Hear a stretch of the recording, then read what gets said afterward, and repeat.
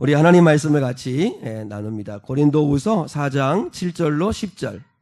고린도후서 4장 7절로 10절 말씀을 우리 한 목소리로 함께 받들어 읽을게요. 네, 그래요. 큰 아이들은 데리고 나와서 같이 앉아서 예배하면 또 좋을 것 같아요. 예, 할머니하고 앉아서, 엄마하고 앉아서 예배하는 게 그게 귀한 것 같아요. 그래요. 고맙습니다. 네. 우리 한 목소리로 같이 읽을게요. 같이요. 시작. 우리가 이 보배를 질그릇에 가졌으니 이는 심히 큰 능력은 하나님께 있고 우리에게 있지 아니함을 알게 하려 함이라.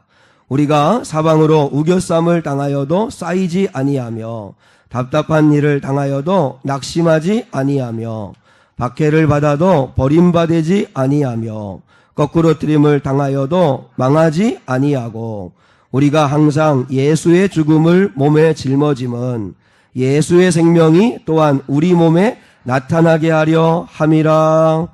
아멘. 아멘. 네. 고맙습니다. 네.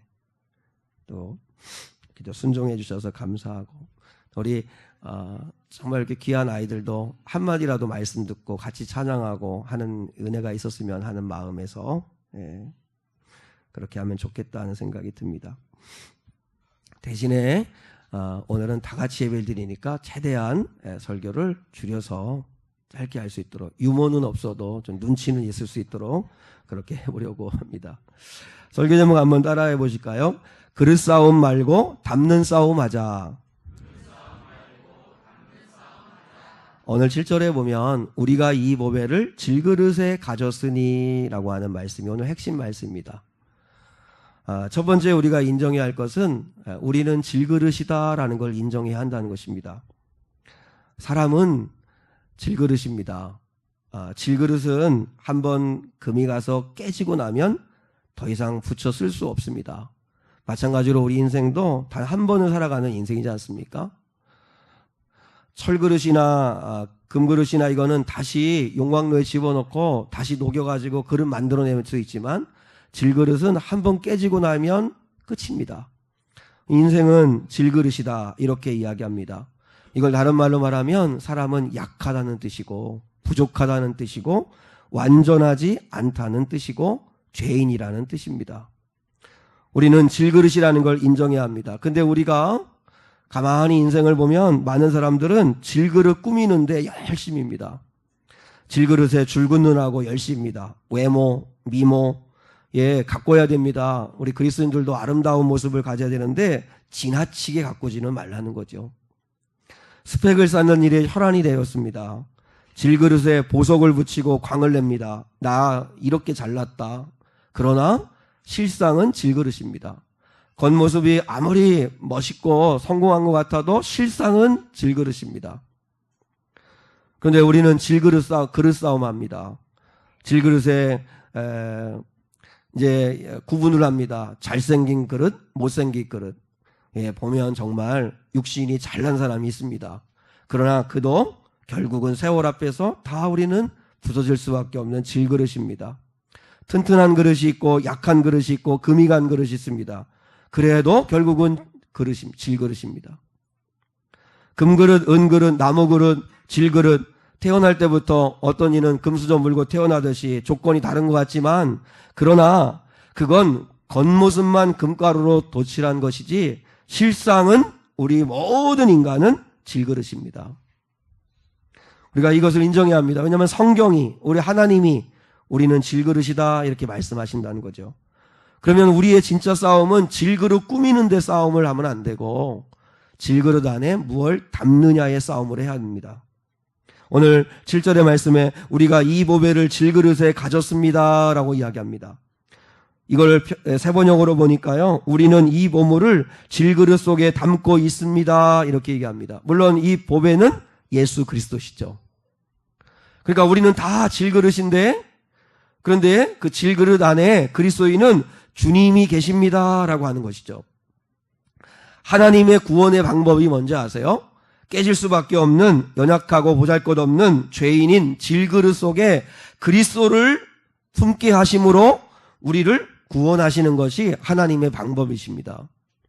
그래서 사도 바울은 담대하게 외칩니다. 나는 질그릇이지만 내 안에는 보배가 담겨 있다.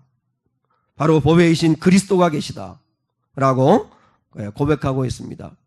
사람을 구분할 때 속사람과 겉사람으로 구별을 해요.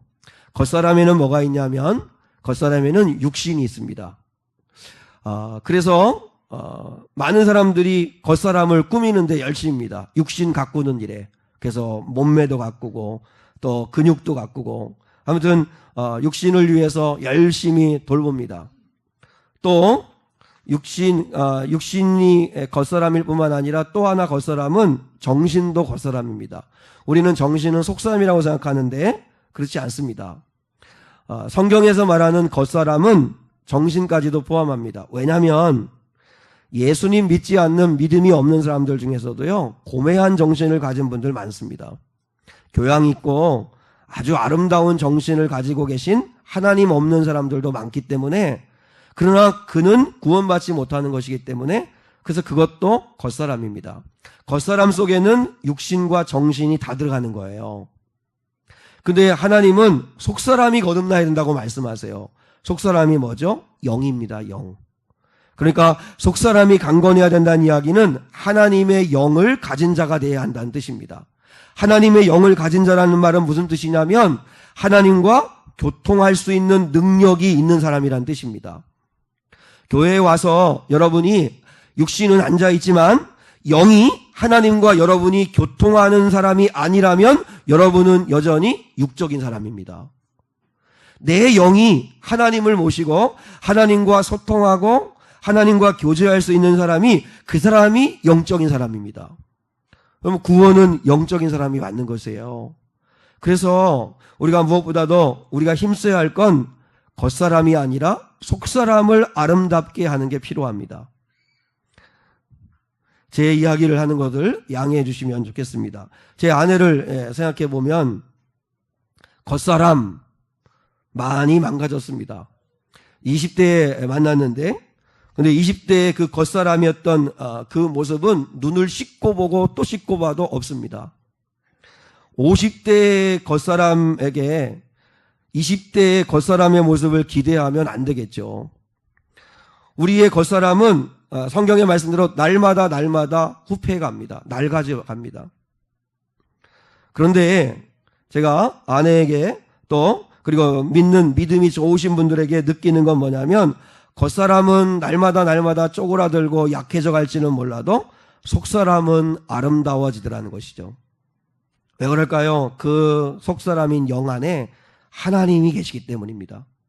하나님의 다스리심을 받고 하나님의 마음을 품고 살다 보니까 속사람이 아름다워요. 저는 우리 사랑하는 성도들이 겉사람이 아름다운 사람들이 되신 것이 아니라 속사람이 진짜 아름다운 성도들 될 수 있기를 축복합니다.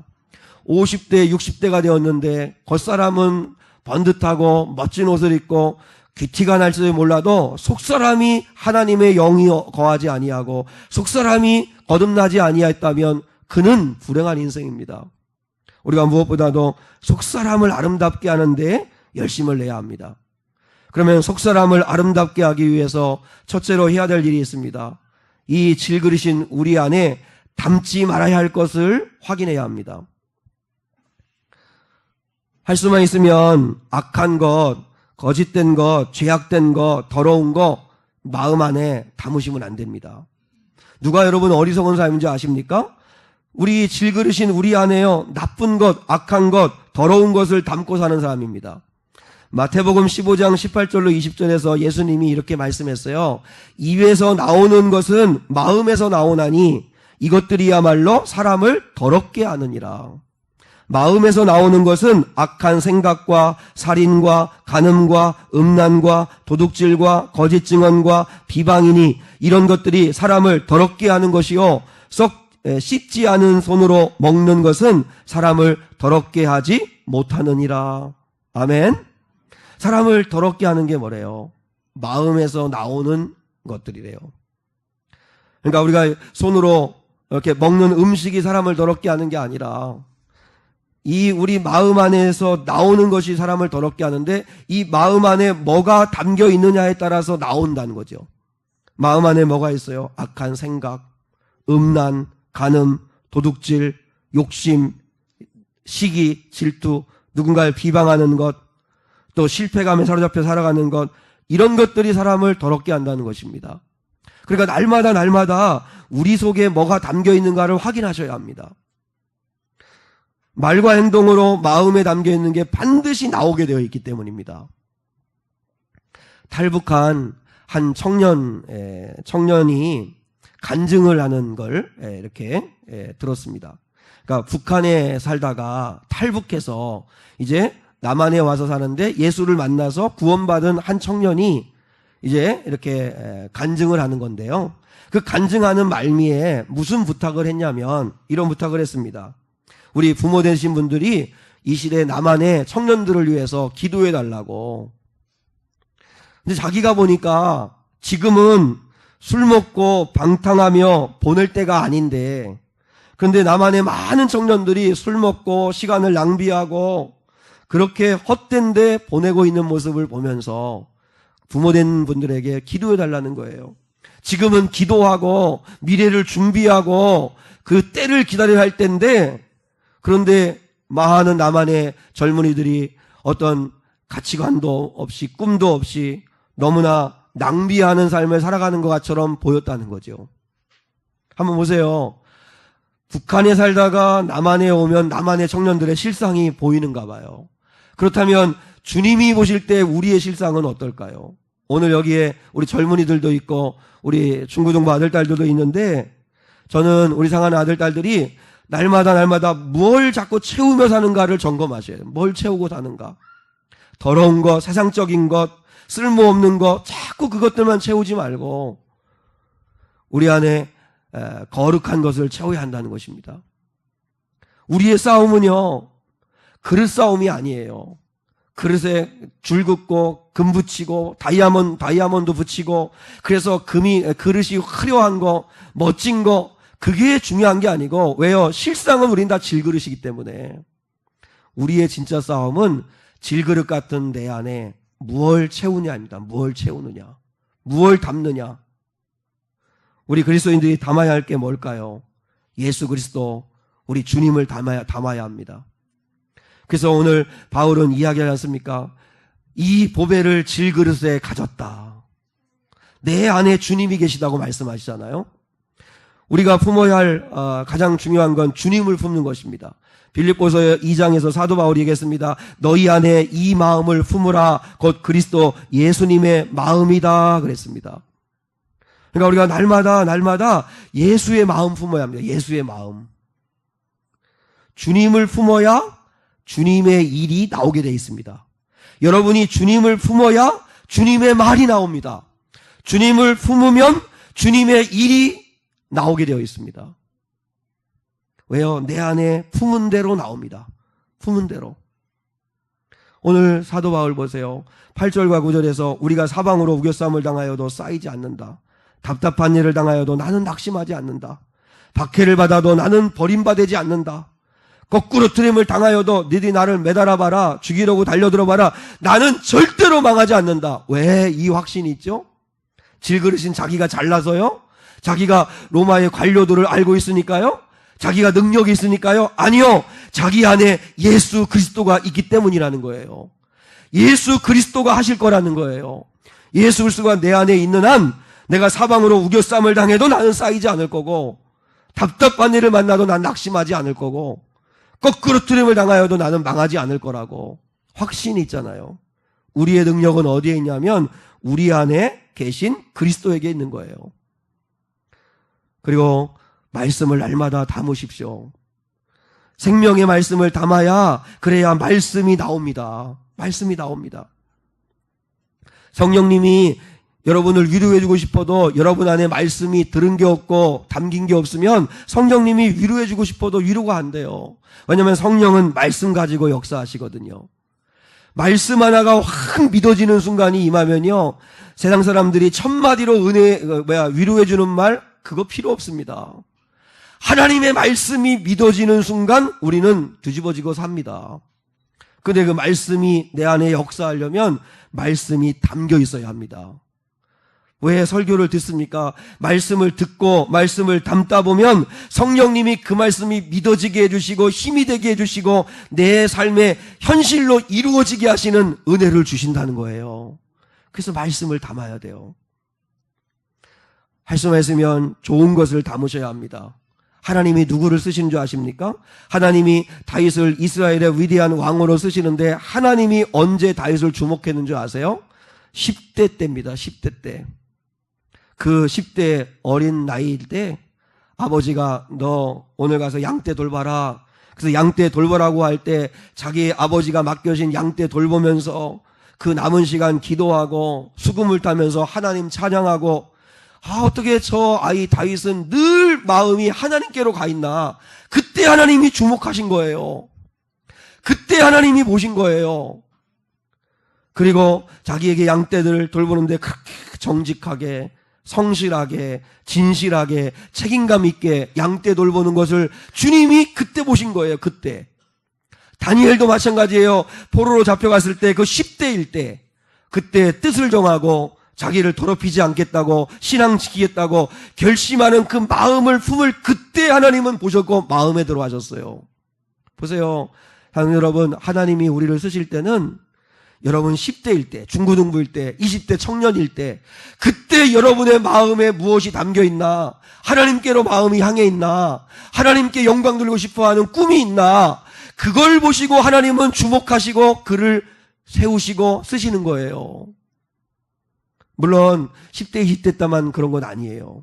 그러나 지금 우리 안에 무엇이 담겨 있는가가 중요하죠. 제가 전사님과 이야기하고 하는 가운데 이제 지금 신대원을 다니고 있잖아요. 근데 신학대학원 학생들이 장차 이 시대에 목사가 되겠다고 하는 후보자들 아닙니까? 목사 후보생이라고 흔히 신학생들을 얘기하는데 그 신학생들이 예배를 드리는데 전사님 자기가 봐도 예배 태도가 다 엉망이래요. 신학대학원에서 예배를 드리는데 스마트폰 하는 학생들, 아예 그냥 조는 것도 아니고 그냥 엎어져 자는 사람들, 옆 사람하고 막 떠드는 사람들, 그런 사람들이 많다는 거예요. 제가 신학대학원 다닐 때는 그런 사람이 한두 명이 있으면 그 사람은 이상한 사람이 되었습니다. 그래서 그렇게 할 수가 없었습니다. 분위기가 그렇지를 못했어요. 근데 지금은 그런 사람들이 너무 많으니까 오히려 하나님께로 마음을 드리려고 하는 사람들이 힘든 거예요. 한번 생각해 보세요. 장차 한국의 교회를 책임지고 목회자가 되겠다고 하는 사람들도 모여서 훈련받는 신학대학원에서 예배를 드리는데 중심이 하나님이 없어요. 하나님에 대한 두려움도 없어요. 하나님에 대한 존경에 경외하는 마음이 없어요. 그런 사람들이 목사가 되어서 교회를 담임한다면 한국교회 영적인 그 질이 어떻게 될까요? 하나님은요, 신학대학원일 때, 신학교 다닐 때, 그때 무슨 마음을 가지고 있나를 그때 하나님은 보시는 거예요. 그때 어떻게 사명 감당하나, 그때 어떻게 하나님께 중심을 돌려드리나, 얼마나 하나님을 사랑하고 있나, 그걸 보시고 하나님은 그를 인도에 쓰시는 거거든요. 그런데 나중에 가서 잘하면 되지, 여러분 절대 하나님은 그렇게 보지 않으시거든요. 저는 우리 향한 성도들, 어리석은 성도들 되지 않기를 원해요. 10년 전에 받았던 상처 계속 품고 사는 거 정말 어리석은 거예요. 몇 년 전에 받았던 상처 그거 마음에 품고 그거 담고 살아가면 그것처럼 어리석은 게 없어요. 성령을 모신 사람들은 나쁘고 더러운 건 빨리 뱉어내야 돼요. 기도로 예배함으로 뱉어내시고 그리고 날마다 좋은 걸 받아들이셔야 돼요. 복음을 담고 사랑을 담고 감사함을 담고 말씀을 담고 자꾸 좋은 걸 담으셔서 그래서 그 좋은 것이 나올 수 있는 그런 삶이 될 수 있기를 축복합니다. 우리는 질그릇이기 때문에 살다 보면요, 인생 살다 보면 질그릇이 바싹 깨질 때가 있습니다. 근데 질그릇이 깨질 때, 고난받을 때, 상처받고 어려움 당할 때 있습니다. 그러나 그때에도 두려워하지 마십시오. 왜냐하면 질그릇은 깨져야 됩니다. 질그릇이 깨져야 질그릇 속에 담겨 있었던 보배가 드러납니다. 사도 바울은 수없이 질그릇인 자기가 깨졌습니다. 그런데 깨질수록 주님이 드러납니다. 자기는 약하니까 주님 붙듭니다.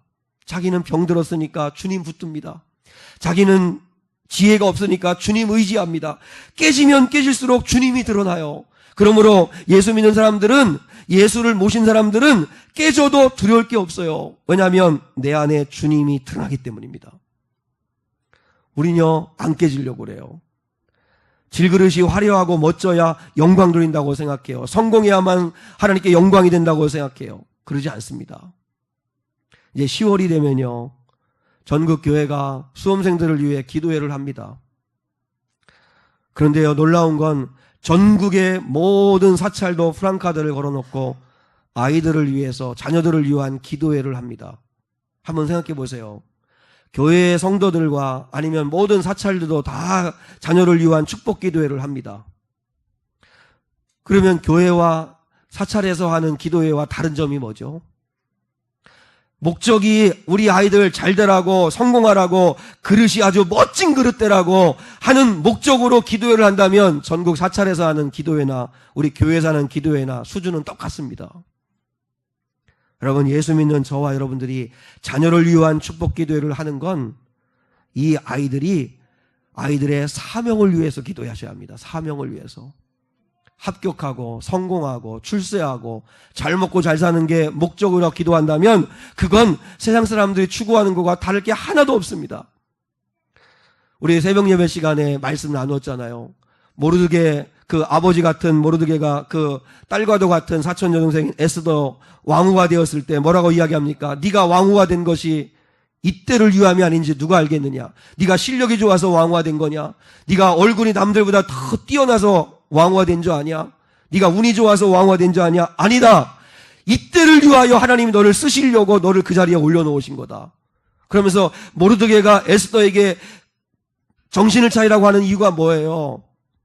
성공한 거 자랑하고 성공한 거 즐거워하고 기뻐하려고 하지 말고 사명을 감당하라는 거 아니에요? 사명 감당하라고.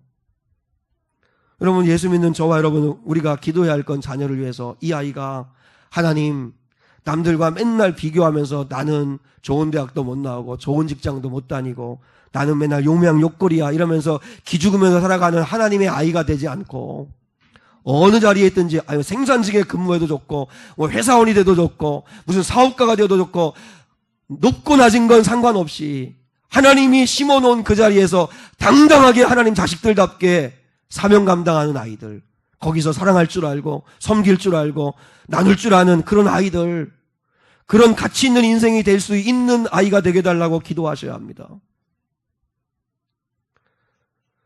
어찌 보면요, 하나님의 영광은 나를 깨트려 내가 사명을 감당할 때 하나님의 영광이 드러나는 것입니다. 그러므로 우리 귀한 성도들, 육신의 병들고 경제적으로 어려워지고 가정에 문제 있고 자꾸 질그릇이 깨어지는 것 때문에 힘들어하지 마십시오. 우리가 정말로 집중해야 될 건 내가 깨어질수록 주님이 드러나고 있는가, 주님이 일하시고 있는가를 확인하셔야 합니다. 강영우 박사라고 하는 분이 있죠. 이분은 중학교 3학년 때 체육 시간에 축구공에 이 눈을 정면으로 맞아가지고 그 일로 인해 가지고 빨리 치료하지를 못해서 결국 실명하게 됩니다. 중학교 3학년 때 그 사춘기 감수성 예민할 때 앞을 보지 못하는 맹인이 됩니다. 그러니 얼마나 큰 깨짐이 있었던 거예요. 인생 살아가면서 저는 그래요. 우리 10대, 20대 우리 그 아이들 지금은요, 아무리 얘기해도 질그릇 안에 헛된 것, 세상적인 것을 열심히 채워요. 하나님 속히 깨지게 하옵소서. 인생 살아가면서 정말 깨지는 그런 기회가 있어야, 그래야 비로소 그때 주님도 좀 붙들고 주님 찾을 수 있으니까 깨질 수 있게 해달라고, 그렇게 그런 기회를 달라고 기도하는데요. 이 아이는 중3 때 깨지는 기회가 되었는데 그 깨짐을 통해서 주님을 만났습니다. 시각장애인으로 백악관의 장애인 정책 차관보까지 오르는 큰 성공을 하고 하나님께 영광 돌리는 분입니다. 그분이 이제 한 달밖에 더 이상 살지 못한다고 하는 사형 선고를 받습니다. 췌장암으로. 이제 췌장암으로 한 달밖에 살지 못한다는 이야기를 듣고 그분이 이제 자기의 삶을 주변을 정리합니다. 한 달 동안 생명 연장하려고 병원에 가서 수술받고 치료받고 하지 않고 그냥 하나님이 주신 죽음 받아들이겠다는 마음으로 받아들이고, 그리고 아내에게, 자녀들에게, 주변 사람들한테 감사의 편지들을 씁니다. 그 글이 이제 기독교 일간지에 이렇게 실린 적이 있습니다. 근데 그 한 대목을 제가 읽어드리겠습니다. 전쟁이 휩쓸고 가 폐허가 된 나라에서 어린 시절을 보내고 두 눈도 부모도 누나도 잃은 고아가 지금의 이 자리에 서 있을 수 있는 것은 하나님의 전적인 인도하심 덕분입니다. 실명으로 인하여 당시 중학생이라면 꿈도 못 꿨을 예쁜 누나의 팔짱을 끼고 걸을 수 있었고, 이때 이 실명인 이 아이를 돕겠다고 이 아주 따뜻한 천사 같은 마음을 가졌던 그 당시에 대학생인가요? 아무튼 그 훨씬 나이가 많은 그 누나가 있었는데 그 누나가 나중에 아내가 돼요. 근데 서근옥이라고 하는 아주 정말 천사 같은 아내를 만나게 되죠.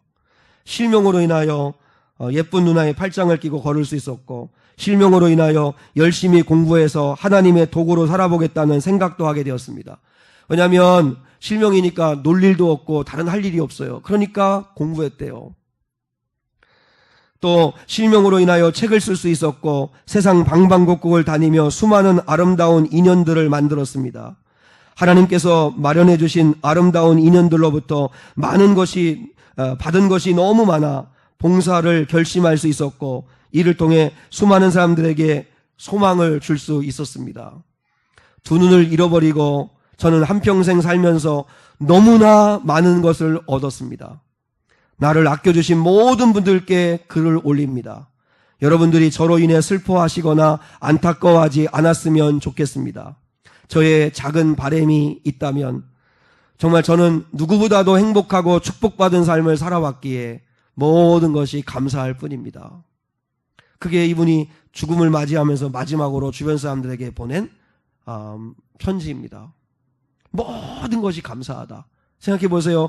실명이 되어지는 것으로 인해서 그릇이 깨어지는 것으로 인해 가지고 나는 실패자다, 나는 끝났다, 그래서 마음에요 상한 감정 담아놓고, 그리고 또 낙심하는 마음 담아놓고 그러면서 남은 인생 소비하지 않고요, 실명하는 깨어짐이 있었지만 보배이신 주님이 하셨다고 고백하지 않습니까? 실명이 되어서 자기 그릇이 깨어지니까 주님 붙을 수밖에 없었고, 주님께 기도할 수밖에 없었고, 노력할 수밖에 없었고, 그래서 하나님의 은혜를 경험하게 됐다는 거죠. 찬송가 325장을 작사한 웨이글이라고 하는 목사님이 계십니다. 그 목사님이 이 찬송가를 쓰게 된 이유는 뭐냐면 자기 아내가 외도하여서요, 그래서 어쩔 수 없이 이혼의 아픔을 겪습니다. 얼마나 충격이 컸겠어요. 사랑하고 믿었던 아내가 다른 남자와 눈이 맞아서 외도하고, 그래서 결국은 깊은 상처를 받아서 도무지 절망스럽고 힘겨운 나날을 보내다가 결국은 하나님 앞에 나가서 울고 불며 소리치며 기도합니다. 그 기도하는 끝에서 주님을 만납니다. 주님을 만나고 다시 만나고, 그래서 마음이 회복되고 난 다음에 지은 노래가 예수가 함께 계시니 시험이 오나 겁없네, 기쁨의 근원 되시는 예수를 위해 삽시다. 날마다 주를 섬기며 언제나 주를 기리고 그 사랑 안에 살면서 딴 길로 가지 맙시다. 여기 보세요. 예수가 함께 계시니 시험이 오나 겁없네. 그릇이 깨어지는 오고 사방에 우겨쌈을 당하고 환난을 받고 망하는 것 같고 거꾸로 트림을 당하는 것 같고, 그래도 나는 절대 겁이 없다는 거예요. 왜요? 내 안에 예수가 함께 하시기 때문이라는 것입니다.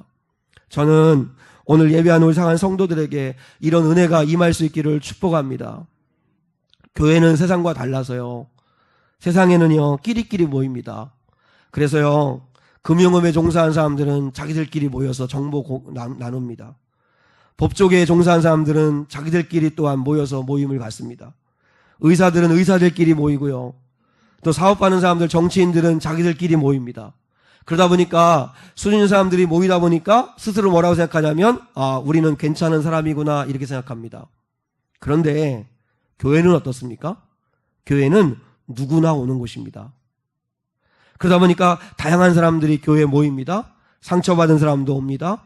인간적으로 깨진 사람들이 옵니다. 교회 안에는 이상한 사람들도 있습니다. 약한 사람들이 많습니다.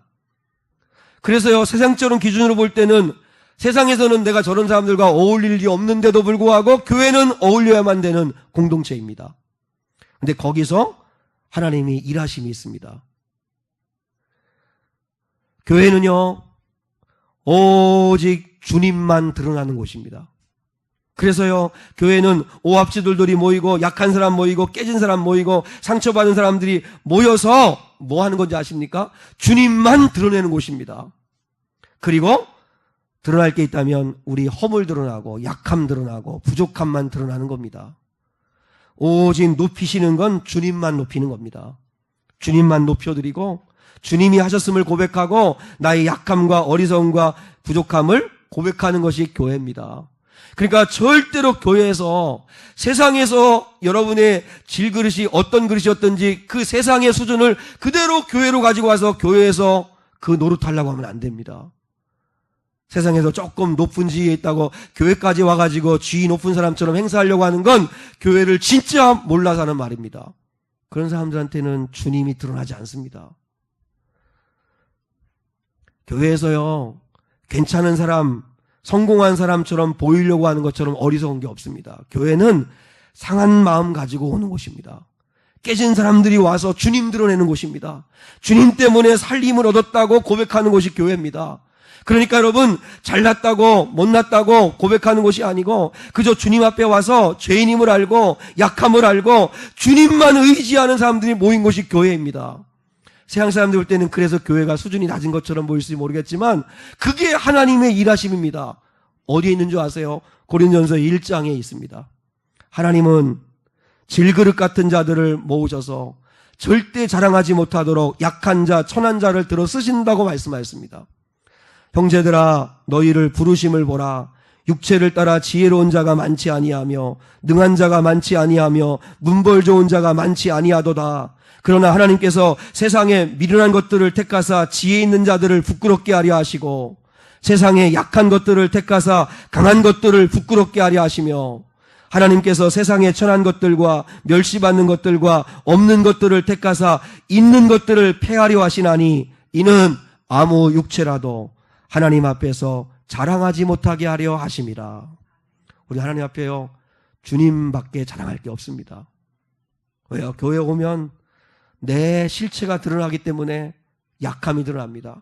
그 약함이 드러나는 걸 힘들어하지 마세요.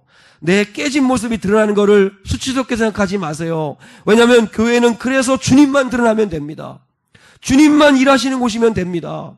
왜냐하면 교회는 그런 사람이 오는 곳입니다. 이상한 사람들이 오는 곳이고 약한 사람들이 와서 치유받고 회복되어서 힘을 얻는 곳이 교회입니다. 앞으로 살아가면서 사랑하는 성도 여러분, 우리는 그릇 싸움 하지 마십시오. 예수 믿는 사람들이요, 그릇 싸움하는 것만큼 아름답지 못한 모습은 없습니다. 나는 이 정도다 하고 그릇 자랑하려고 하고 그릇 싸움하려고 하지 말고 내 안에 무엇을 담았는가를 싸워야 합니다. 담는 싸움 하셔야 합니다. 담는 싸움. 그래서 더럽고 나쁘고 추악한 것들은 자꾸 뱉어내시고 그리고 내 마음 안에 좋은 걸 자꾸 채우셔야 합니다. 저는 베드로가 부럽습니다. 베드로가 사도행전 3장에서 내게 있는 것을 너에게 준다 하면서 주는 게 뭐예요? 나사렛 예수 그리스도입니다. 오늘 여기에 모인 부모 되시는 분들, 우리 아이들이 또 나 싫어하는지 모르겠는데 은과 금 물려주려고 하지 마십시오. 베드로가 뭐라 했습니까? 나는 은과 금은 내게 없다. 그러나 내게 있는 것을 너에게 준다. 그런데 그것을 누구예요? 그 있는 게 뭐였어요? 나사렛 예수 그리스도의 이름이었습니다. 여러분의 자녀들에게 은과 금 주려고 애쓰지 마시고 나사렛 예수 그리스도 이름으로 벌떡벌떡 일어날 수 있는 믿음 주시면 됩니다. 그럼 이 아이들이 쪼그라들고 깨졌을 때도 나사렛 예수 그리스도의 이름으로 벌떡 일어나면 그러면 이 아이는 승리할 수 있고 하나님께 영광 돌릴 수 있습니다. 은과 금 자꾸 주려고 하지 마시고 만약에 생각해 보세요. 베드로가 은과 금이 넘쳤으면 그러면 여러분 안증뱅이에게 은과 금 던져주고 피곤하니까 기도해 줄 시간이 어디 있어. 그래서 그냥 성전에 들어갔을 겁니다. 그러면 그 사람은 한두 끼는 포식했을지 모르지만 여전히 안증뱅입니다. 여전히 구원받지 못한 자입니다. 여전히 소외된 자입니다. 그런데 베드로는 다행히 은과 금 줄 게 하나도 없었어요. 근데 자기 안에 줄 게 있었어요. 나사렛 예수 그리스도의 이름으로 일어나 걸으라. 그때 그가 일어나게 된 줄 믿습니다. 진짜 우리가 줘야 할 건 은과 금 주는 게 아니고 이 믿음, 예수 그리스도를 붙들 수 있는 이 믿음, 그리고 어떤 상황에도 우겨쌈을 당하고 포위를 당하고 거꾸로템을 당하고 그런 일을 당할 때 할지라도 우리 자녀들이, 우리 사는 성도들이 내 안에 있는 주님 때문에 버틸 줄 알고, 내 안에 있는 주님 때문에 극복할 줄 알고, 내 안에 있는 주님 때문에 승리할 수 있는 거룩한 믿음의 종들이 될 수 있기를 주님의 이름으로 축복합니다. 그 은혜가 임할 수 있기를 바랍니다.